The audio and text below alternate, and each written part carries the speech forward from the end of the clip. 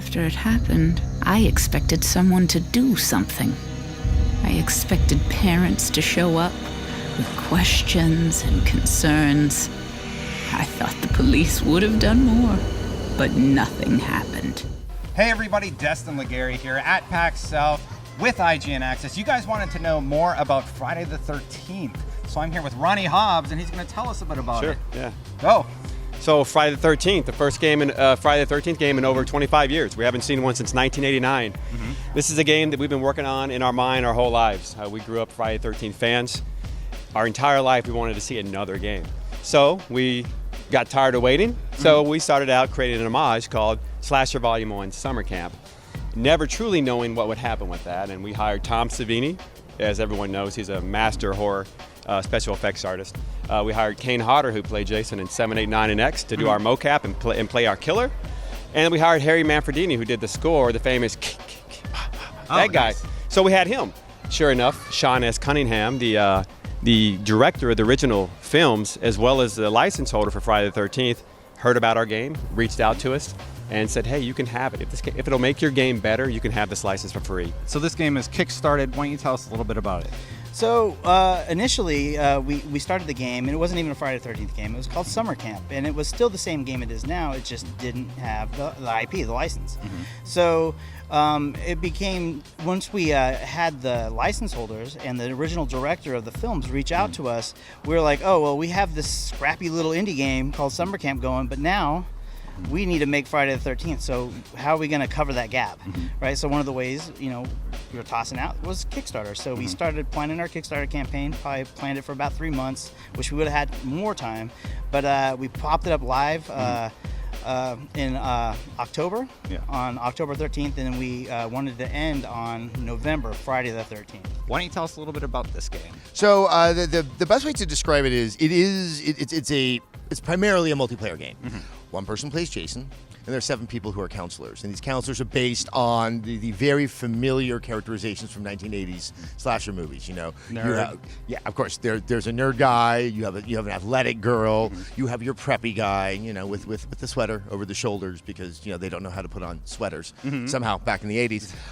And these counselors have certain stats that are related to the type of stereotype that they are. So obviously the nerdy guy will not be the fastest, but the athletic girl, well, yes, she's gonna be able to sprint and move faster. Okay. And the idea is you have these 7 counselors and you need to live because Jason is trying to kill you. But why this game was so appealing and interesting to me is, unlike really any other multiplayer game, especially any other asymmetric multiplayer game, those 7 don't have to all survive. Yeah. Those 7 don't have to all work together in concert. It probably will not work to your benefit if that happens. Just you. Yeah, exactly. You have to make it through the night. It's probably in your, you have a better chance of making it through if you work with maybe 2 or 3 people. Because you have a boat or you have a truck that's on the map, and if you can find the parts, you can fix it. But that boat might only have 2 seats. So if you're doing this with 3 people, you have some tough decisions that you have to make. So it's a game that can be both cooperative and a little subversive all within the same match. And of course you have that tension that you have this unstoppable, completely overpowered killer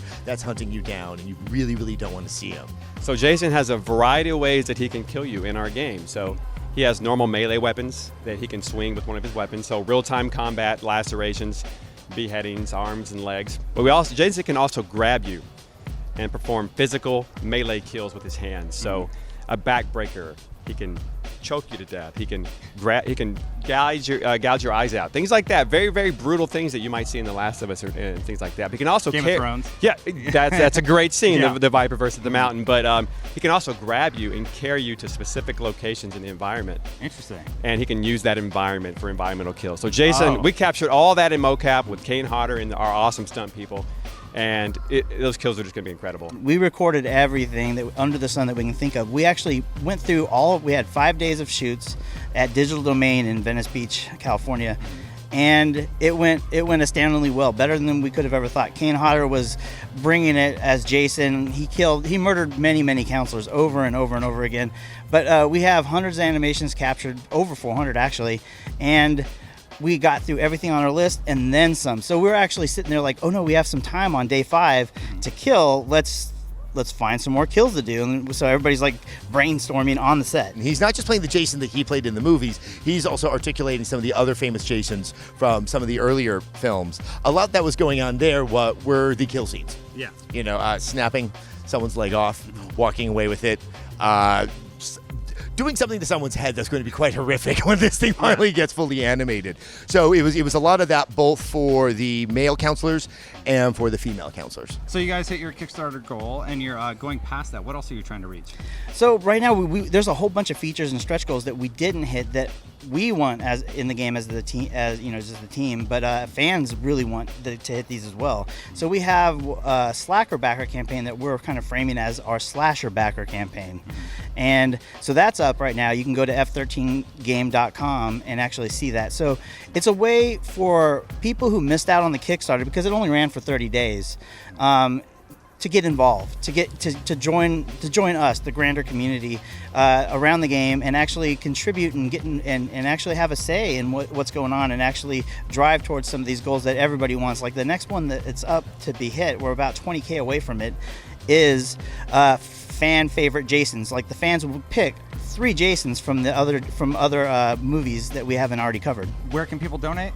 You can go to f13game.com, and on there is a gigantic button where you can pre-order our game. It'll take you to our slasher backer campaign. You can buy the exclusive. Tom Savini's designing a new version of Jason for the first time in 25 years. Oh, cool. So brand new, Tom Savini's created. You can buy that as a DLC item, so you can have it at launch. You can buy the soundtrack, the physical art book. You can get a digital code for PS4, Xbox One, or Steam.